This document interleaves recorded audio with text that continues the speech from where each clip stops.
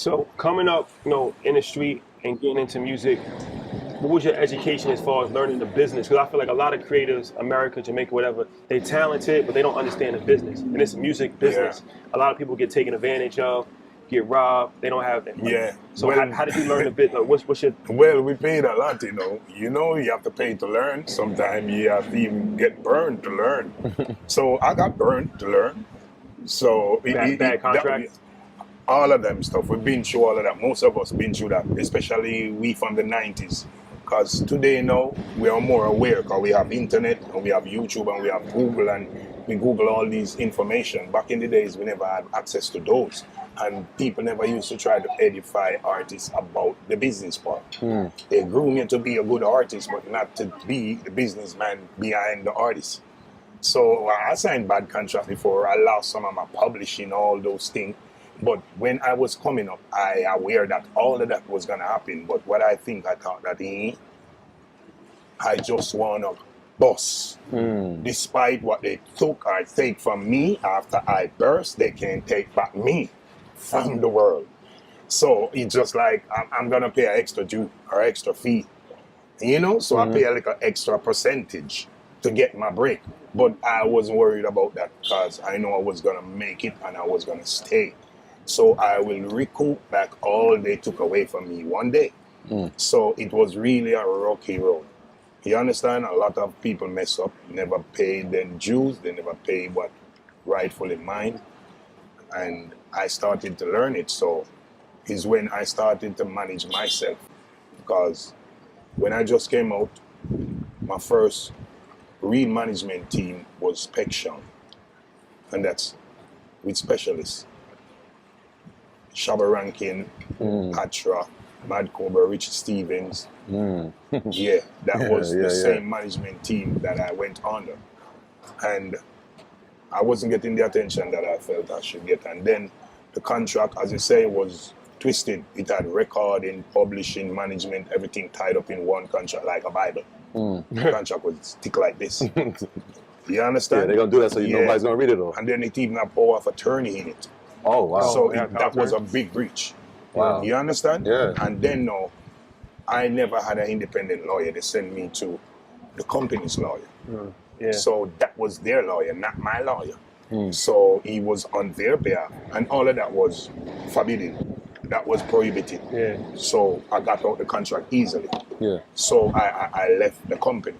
So that was 1993 to 1994, 95. And then from 1995, I hadn't had official management. It was just me doing my thing, and then I had this woman named Louise Fraser Bennett. She passed away, may her soul rest in peace. Lovely lady who helped me, and she was the one who really first started to teach me about the business, Louise Fraser Bennett.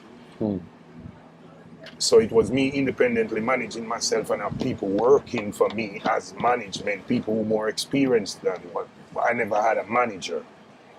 So I was always getting little information about the business because I was taking care of my business. And then I started to bring up Scare Them Crew. 1995, 96, Scare Them Crew came on the scene also. So I had to start to look out for their career and my career. So it forced me to start taking up managerial process. Yeah. So that's how I started to learn more about the business because I started to have careers in my hand, including myself. Yeah. And then Sharon Burke. Me and Sharon Burke link up now, 1998. And then it was me, Sharon Burke, and Louise forming a little management team independently. People think that Louise was my manager, people think that Sharon was my manager, but they weren't really paid manager. They were acting as managers. But it's not like I was paying them as a manager, I was signing a contract as a manager. But we are close friends, we are like family. So they are a part of my team, so they play these roles. Yeah. You understand? Yeah. So it was nothing officially, but it was what's happening. They were playing the management role because I never had an official manager. Yeah. And that was from 1995 until like 2016. It's like 4 years ago wow. now. So you have a manager now? Yeah. I officially apply a manager now. That's Paul Giscombe, Banky. Yeah. He is from Spectrum too. He was my first road manager when I went to Spectrum in 1993. Yeah. So he's very experienced, and then he knows me from I was a young star. He was the one who first started grooming me. The first time I went on a plane, he was the first one who signed up my farm and said, well, this is first class. So Only he's way. like a mentor to me. Yeah, the only way. You understand? So Yeah. despite me and the company fall out back then, we still did have good relationships. We're still friends, because me and Specialist still friends. Me and Babsy was still friends, because it wasn't no animosities. It was just a case where this wasn't right and this wasn't done properly. So you know what? I'm gonna book it. And then no, I was kind of overshadowed by Shabba, Patra, Cobra, Richardson. All these people had big international success at the time. Right. And I was on the merge, but I wasn't on the level as them. So, you know, I'm like a little fish in the water or something. So opening that. Yeah, so I wasn't getting that full attention, and I was on the verge to merge. So I needed that attention now to make my fucking mark. Yeah. You understand? And they wasn't seeing the wave coming. So it's when I leave 1994, 95, 96, and I put out the My Experience album now. When I went to New York, Johnny Wonder, me and Johnny Wonder partner. Yeah. So it was me and Johnny Wonder and Louise Fraser Bennett and Sharon Burke, all of us together, have a little managerial team. Johnny Wonder became the head of it because he was more experienced in the distribution, and he got me a label deal with TVT Records. And between TVT and... TVT, that's Little John? No, that's They had Little John label. Little John was on the label. Yeah, that was a label who came out to Little John. Yeah, Pitbull. Yeah, all of them was on TVT, yeah. TVT Tunes, yeah. Yeah. That was a big label. That's Steve interesting. Because you're saying 95, and I keep hearing 95, and I'm feeling like right after 95 is when you're out of here. Yeah, like, that's the merge. Yeah, that's like when the merge came. We're hearing you in New York radio. Yeah, that's when I get the read burst. 1995, 96, right in there. And one of the other things is that the cellular phone song, the Excuse Boss, my cellular phone, that was a buzz in New York on the Shook One Part 2 remix. Mobb Deep. The Mobb Deep, yeah. Bobby them started playing that at 97. Bobby Wonder. Bobby Trends. Bobby Condors. And Red Alert. Yo, original. And David Levy, those people. Gil Bailey. All of those people, the early people. Rockin' you, like DJ Roy, all of those people, Dubmaster, all those people was pumping the Bounty Killer. That was the evolution, and King Adi sound now came in the mix. Lockdown Brooklyn. Every sound system dead. King Adi. When they turn on the Bounty Killer barrage. Yeah, and then Johnny Wonder hooked me up with the Fugees. Yeah, and then Bobby Conde remixed the Suicide or Murder with Ja Rule the Damager. J. Rule the Damage. When the heat is in the house, oh my God. That's 93. That summer, that's 1996. That's my shit right there. So right there was the evolution of Bounty Killer in New York. Yeah. When I come with that Fuji shit and that Suicide Murder. And then 1998 now, when I get that fucking Mobb Deep shit, it's over. That Deadly Zone shit, war zone it become. So that relationship with Mobb Deep leads to the other relationships, because you're one of the first guys to really cross over with hip hop artists on that level. Yeah, because I was watching Supercat. I was watching Shabba Ranks and KRS-One, and I like the whole merge of the culture. Yeah. And I was saying, this is exactly what we want to do. And then we see Shined and we see Heavy D. Yeah, and we're saying, exactly that I want to do. And then when I hook up with Johnny Wonder now, he was a hip-hop head from Brooklyn. And then he telling me about this girl named Larry Neal. Ooh. Them time I never even know about the Fugees. It was Johnny Wonder. We know about Larry Neal because she was in the movie. So we know about this nice vocal and everything. So it was Johnny Wonder telling me about that. If we get her on a hook. Because we know the patois wasn't so popular. So we wanted songs with hook. Or a rapper to do that American shit, and then we do the yard shit. That merge. Yeah, so they say we're going to check Larry now. We went over there, and then that's when I met Wycliffe. And then he was more excited now because he was in the reggae shit more than Larry. Yeah. He said, what about it? We all going to be on the track. because it was really a Larry track we went to do. Yeah. And Wycliffe insists, no, it's gonna be a Fuji's Bounty Killer track. That's how we end up with the whole 3 Fugees on a song. Because nobody never got that. That's the only song featured the whole feed. There's nobody got a feature from Fugees with the whole group. If you check about the history. Yeah, this is the height of them. It's the only feature the Fugees does that the whole 3 of them is on it. I was blessed and I never went for that. I could not pay for that. We never paid for that. The label can't afford that. It was 1996, when they just dropped the Score. Yeah. The biggest group in the world. Diamond. Classic album. Yeah. So it was just the love and the whole passion they have for dancehall. Why I got that track, Because I couldn't pay them. They was on top of the world at the time. When we go there and we would do collaboration. They could have run me out the place. But they said, oh shit. If you listen to the intro, Wycliffe said, Bounty Killer and who? He was so fucking electrified. That's why he sang that fucking wicked hook. Yeah. Everybody go hard on the track. If you listen to the track, it's one of the hardest featured they ever did. And it came naturally. Everybody was gassed. They know this was gonna make a mark in the culture. Yeah. That's why we end up with the bomb. And they all appear in the video. Top it off. To top it off. Yeah. Legendary. That's the power of the culture. That's the power of the culture. Legendary. So let me ask you this about the culture. Like, Jamaicans' influence has been transported all over the world. Like, I used to live in Hawaii, and it was crazy. I would see they were listening to Bob Marley and Ziggy Marley, and white people with dreadlocks and Rastafaris. Like, I'm like, and of course in New York and Canada and Europe. But how do you feel about that? Because a lot of people have said that it's the same thing with hip hop culture. The culture has been exported, but the people that started the culture hasn't really capitalized on it. They haven't really. Well, you can't wrong people to be influenced by the culture. That's our fault. You're the one who put your culture out to the world, and then when people like it, you're gonna call them culture vulture, or you're gonna say they don't give you no respect. That's not their problem. You are the one to make them know that you are the curator. When things created and put in the world, I'm not the one to find the inventor. The inventor's supposed to patent his things and put it out in the world. And you understand? I like good things, and I saw good things. I'm supposed to find out who create it. No, I'm finding out how you enjoy it. That's not supposed to be my problem. Curator. You understand? So as you say, they are the one who's supposed to claim their culture and let it known that this is our culture. But you're not supposed to have any problem with people loving the culture. And if the culture is attractive, people will love it. And they should love it. And when people love your culture, it makes me feel like they're loving me.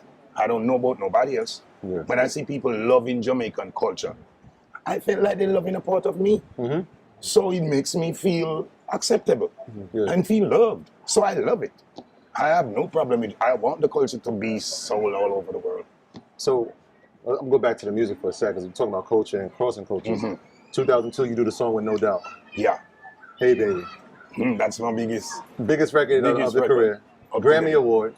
Yeah. What was that moment like, going from the young man who was singing about Born as a Sufferer? Yo, to Super Bowl. That was electrified. You know, hey, let's talk about it. What was that moment like? That was the moment that I know that, I'm a superstar now. That's the moment I know I'm a real superstar. I know I was a star, but I became a superstar right there. 2 Moon Man MTV Award, Grammy Award, Top of the Pops in London, Super Bowl. Yeah, you're right. That's the big league right up there. Yeah, so that was really the epitome of my career in my head so far. Yeah, and I hope to do more and better. But that was the best moment, being on the Super Bowl, rocking it. Yeah, that's the nicest stage. You got the flashback right now. So how was that? I mean, we never interviewed anybody that's performed on the Super Bowl. What's the feeling like? That's the biggest stage in the world. 100 million people watching, 60,000 people. No, and tell you what, 2002, I never know what the fuck it were. You didn't even know what it was. You didn't know what it was? I know it was Super Bowl. I never know how big that shit were. I never really assess it and process it. Because tell you what, I wasn't gonna go. How did they get you back? What do they say? It's like, look, this is this moment. You need to be a part of this. This is the biggest song in the world. They was doing the American Music Award. Yeah. I declined. They was doing some other shows, I declined. Everything me declined, me upset, me mad. Then I have this friend named Julian who works with me now. He was the one who convinced me that, yo, there was once an opportunity like this, because once upon a time in dancehall you had action, not a bagamo. That year, when that song was at, with Terror Fabulous and Nadine Sutherland, Terror Fabulous was on Delicious Vinyl label. That was in the 90s, like about 94, 95. And they wanted Terror Fabulous on the Super Bowl with Nadine to come sing that song. And Terror Fabulous declined. And then now, because Terror Fabulous career kind of fall from grace, my friend at time say, dog, mind bad luck, you know. The last man forget that and not do it. When they know, blah, blah. Yo, the man put a big piece of foundation on the head start. Yo, God, them time me not care about Super Bowl. Me think I want football match, you know. What a match? Move your blood clot. Me care about a match. Me didn't even know say the match of the world this. Yo, and the man convinced me and tell me one bag of sitting now and make me feel bad and say, yo, one day this could happen to me too. Super Bowl bad luck. I see about my mother gave a jolly and bring up them something in my head. And we say, all right, yo, we are going to do it. Jolly and convinced us to do it, man. And we say, all right, we are going to do it. And we go do it and go do top of the pops, two things we do with them. And then now, when we take a stop, them did make me sign one piece of something.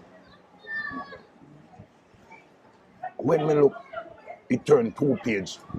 Like, you know, when I release for. Yeah. But it turned 2 page and it was a 1 page me sign. And for the next part of publishing on our back. Oh, they had publishing? Take your publishing? Yo, the man turned this up, me boy, Dave. Where man think about me Steve or where man name? The boy turned it in a 2 page when him go overseas and publishing in it. So it become a riff now, you know. A big war again, you know, publishing war, you know. So you know, say a liar, California, me have to call now. I retain them $25,000 now. And one bag of sitting now and it go to court and all these things. And I got my fair share. But it was one big something from the video to the publishing struggle. But we all good now. That's most important. Because everybody get their rightful So share. after the Super Bowl, like, was it just crazy? Like the show, your prices increased, everybody's just you know, attentions and Tensions. everything. You mentioned everything gone up. After the Super Bowl and getting the Grammy, and that year I nominated twice because I had my album released the year also. Ghetto Dictionary, that's my last recording album. Yeah. So it nominated in the reggae category, the Ghetto Dictionary, and then I was in the pop category with No Doubt. So it was 2 categories I was nominated at once. And I'm the only Jamaican artist ever nominated in 2 categories on the same show.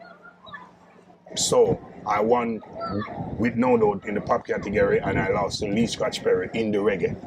And if I did 2 Grammy one, no sir. 1 time, that would have been too much. We can't manage it. To bring on 2 Grammy from 1 Grammy show, no sir. And like Sheba, we go back to back. 1 gross? No sir, that would have too much. We wouldn't get no more Grammy boy. So I just win the one with No Doubt and then Lee Scratch Perry took the Grammy for the reggae, which was fair enough. 1 for 1. Either way. Yeah, but that was a great moment in my career still, despite all the indifferences that we had. And from the beginning of making the song, it was a struggle still, because when they came, the producers, it was Sly and Robbie who called me and said, yo, No Doubt is in the country, they want to do a collaboration. I said, No Doubt, I own him, sir. Because them time I don't know about No Doubt like that. Yeah. You understand? I might hear the name, but I never know the music. Because I'm not too into rap music like that. I listen it, but it's not my type of music. Like fancy, if you know them special artists. If they have big pop or rock song, I will know it, but I won't go search them. If them burst big international and them come across, we know them over here. Right. So we heard the name. Never know the status. So you know, you go look them up. Oh, a big group, cool, all right. 10 grand more. Price is going up. Price goes up. Yeah, cause a big group. And a chipong fry. A big label Interscope and this thing. Telescope and all type of thing. I said, all right, 10 grand. So I Robbie said, them said, no, they only can pay 2. Me said, what the bomb like this. Me said 10 and them said 2. Or you move from 10 to 2 so quick. No, man, tell them move them blood clot. I eat them take, man, for you can't eat Jamaican hungry. Pussy one man said, them want 10 grand a year for them 2. That's a disrespect. Hang up my phone. Slide them call back. Killer, you're right, still in a boat. I saw it going on. You see, through our music, it don't have that exposure and these opportunities. They're really golden. Because back in the days when we are come, because Sly tell me when he come, and then I make music with some Stevie Wonder and some Grace Jones and some Ray, some big label, them never really get paid for perform. Yeah. But you get your rights. Wish, lead up to your pension today, and then you get your recognition. Your name was mentioned, so it build your track record. That's why they could come back for Sly and Robbie today, because the type of music that they made back then. So he's saying we never get a front up pay or a upfront advance, but see what it does for us. It set the track record for we. So sometimes you have to just shut your eye and just go for the pie. And them now are my mentor, and my party them, and our little pioneers that we grew around, and we look up to them. Anything them tell me is golden. So me make sure, just put my old vibes aside and say, all right, so I said do it to us. I mean, nobody want the 2,000, I keep the 2,000, free. I would just go record it for nothing. Yeah. That's why God made that song brought so much success. Because I never ever bother take the 2,000. Because me deliberately come and just run them over the 2,000. Me can't say, all right, give me it now. You look like idiot. You mad? Keep that, man. Do the song, man. Yeah, we do the song for free. Instead, because they don't want to pay 10 and I don't want to take 2. So you will fuck the money shit. Like Sly said, let's do music because music pay in the future. And it's eating pay in the future. Yeah. So you did that song for free? Yeah, I never better take the 2,000 because I think it's a disrespect. Disrespect. And then Sly say, you know what, it's not about the money. It's about just making the music because it lasts. Your kids come grow and live off it in the future. Yeah. And that's exactly what happened now. It's a fucking legendary classic. Yeah. You stood on that I'm not taking the 2, and look what it turned out Because to. once you take the 2, now that sets your price. Yeah, I'm not a 2 guy. No, I'm not a $2 guy. I'm not a 2 guy. And then music is bigger than the money. So you know what? Let's just do this shit for the vibe. That's why it came up good, because it never for the money. It was just for the fucking opportunity. So I said, this is an opportunity. Don't make it pass. And picture if I did make that pass. Right. Right.